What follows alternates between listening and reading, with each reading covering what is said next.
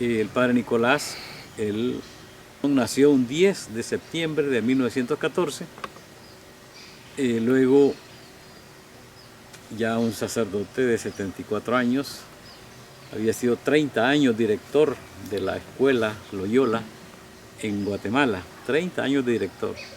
Pero él es origen chalateco, origen de estas tierras que estaban pasando el conflicto más difícil. Él siempre por un radio oía, de onda corta oía lo que estaba pasando. Y entonces cuando Monseñor Arturo Rivera y Damas estaba pidiendo un jesuita para la región, pues yo estaba acá, pero luego encontraba a Padre Nicolás y él en una semana entregó el colegio y se vino, 74 años. Y caminamos todos desde la ciudad de Chalatenango a pie. Qué resistencia de Honduras. Así que llegó en esa fecha. Entonces ya de vivir en San José de las Flores nos trasladamos a Arcatao, permanentes, ¿no? Porque eran misiones itinerantes. Muy bonito porque uno vivía y convivía con la gente. Y Padre Nicolás a su edad, pero se desplazaba por todos estos montes. Fue una alegría porque ya no era uno solo, éramos dos. Y eso pues nos animaba, ¿verdad? Entonces era un sacerdote de una edad avanzada, pero su mentalidad era de un joven, su servicio era de joven. Él trabajó aquí en muchas áreas.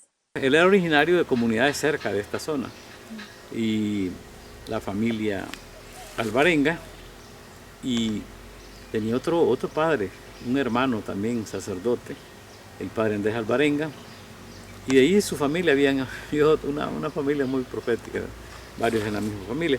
Sí, el padre, un hombre ya mayor como le digo, pero con un carácter muy agradable, daba gusto estar con él y escuchar y conversar. Y en el camino ni se sentía porque uno venía echando cuentos y de todo, ¿verdad? A pesar de la tensión que le provocaban oír los combates y los bombardeos en la zona. O sea, fue una impresión agradable.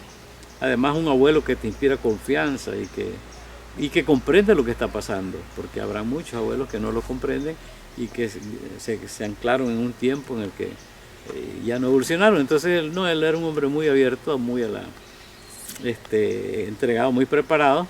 Y de hecho, cuando el obispo, porque en esos días nombraron un obispo acá para la diócesis, el obispo lo llamaba para que le sustituyera cuando el obispo salía para otros lugares, porque era un hombre de respeto y de confianza y muy honesto.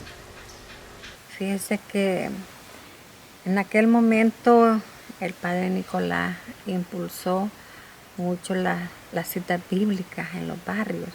Y incluso él decía que, como aquí los barrios desde antes han tenido su nombre, él decía, pongámosle el nombre de una persona de la familia que vive en el barrio y que ese barrio se llame así.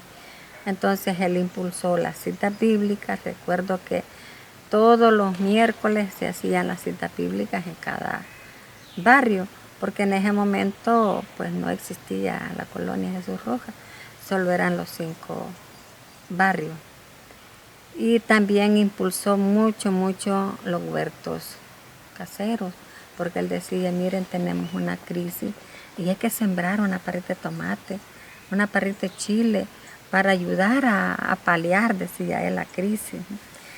También él fue maestro de niños de aquel momento, de los maestros populares, porque él había sido profesor allá en la universidad en Guatemala.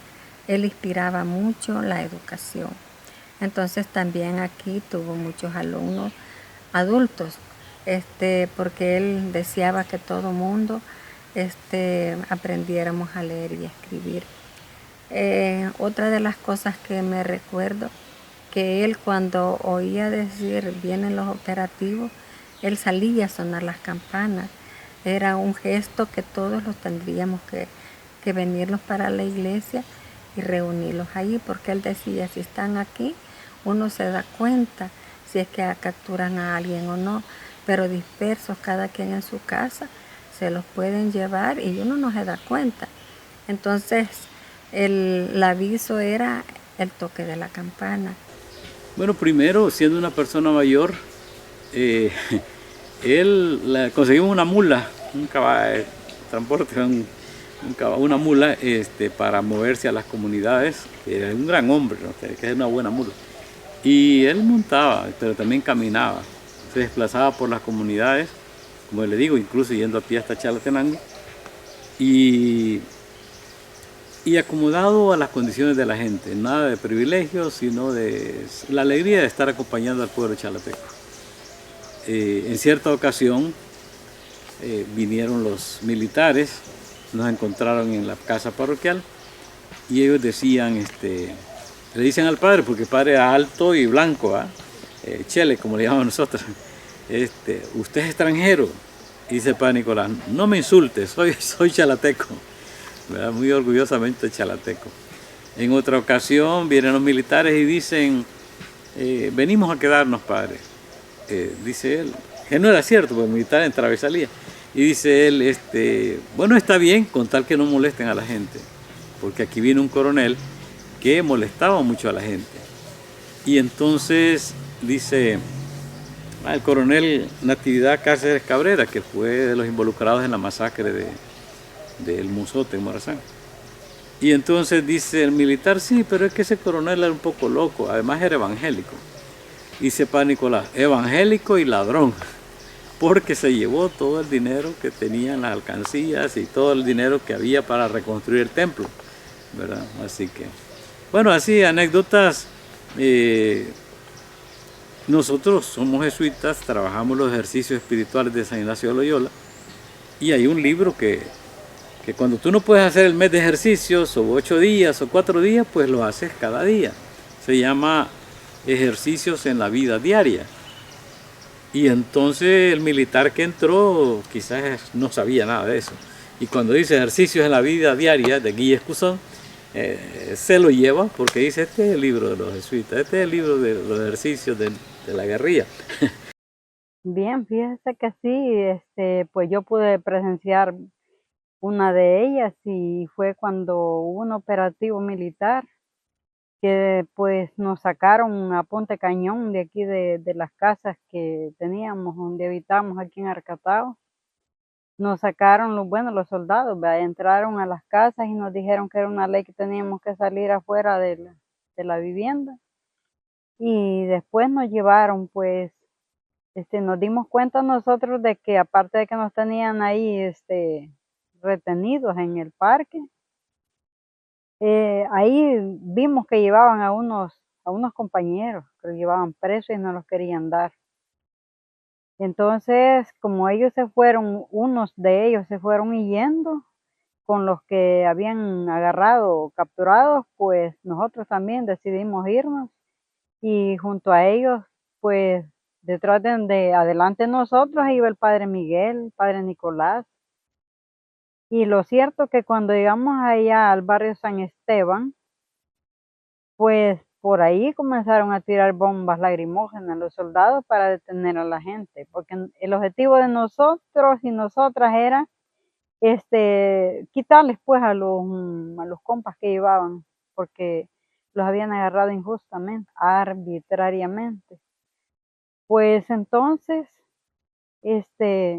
unos llevábamos niños, yo llevaba una niña también, que ahora ya está mayor.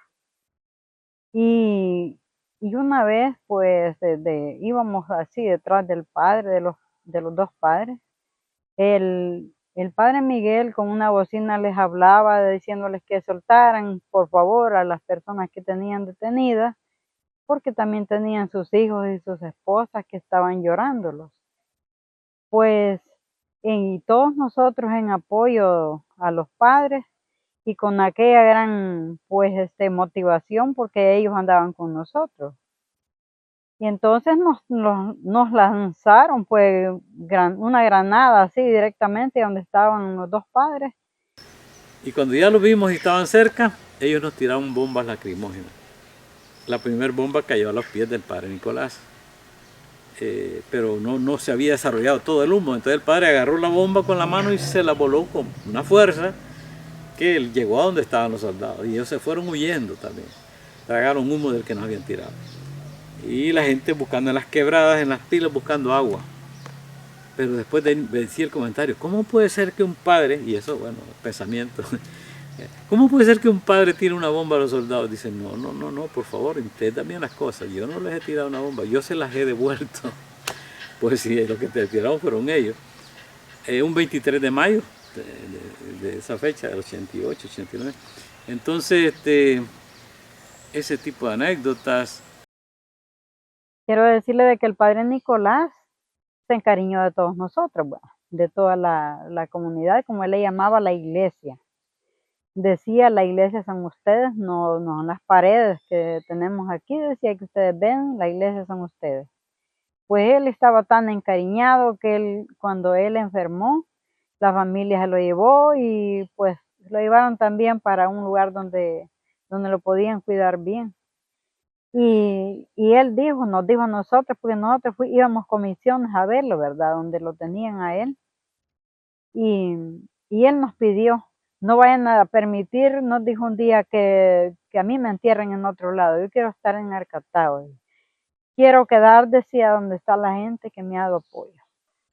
En una plática, comiendo con el padre Colato, estaban hablando, no sé de qué tanto hablaron, pero el padre le dijo de que él no quería ir a cuidados allá en Santa Tecla, sino que él quería quedarse aquí en Arcatao. Y cuando muriera, que lo dejaran enterrado aquí en Arcatao. Entonces el padre Colato le dijo, ¿lo está diciendo en serio? Sí, lo estoy diciendo en serio. Entonces se lo consultaron al provincial y el provincial tomó a bien de que se quedara acá. Entonces en aquellos momentos se fue poniendo más malito de salud. Le buscaron una persona que en el tiempo del conflicto armado había sido sanitaria y que sabía de cuidados con personas con problemas de salud. Bueno, yo lo conocí a él en la comunidad y también tuve la oportunidad de cuidarlo cuando él más necesitaba, que era cuando se enfermó. Ahí estuve yo, digamos, día y noche, pues lo cuidaba a él y le cumplía con un tratamiento y lo bañaba, le hacía aseo personal de todo del cuerpo. Y la experiencia bonita que yo conocí de él fue que él era una persona muy buena, le ayudaba mucho a la comunidad, tenía mucho amor al pueblo, mucho amor a la comunidad, ayudaba mucho a los jóvenes. Cuando él ya estaba enfermo, él siempre apartaba su tiempo para ayudar a los jóvenes. A mí me acuerdo que llegaba un grupito y él les reforzaba en matemática. Y era un señor bien estricto, pero a la vez de buen corazón, porque se prestaba para ayudar a los jóvenes. Además, él trajo de Guatemala el sistema de alfabetización de adultos, con grabadoras solares. Aquí en la bodega tenemos las cartillas y los cassettes del programa de alfabetización.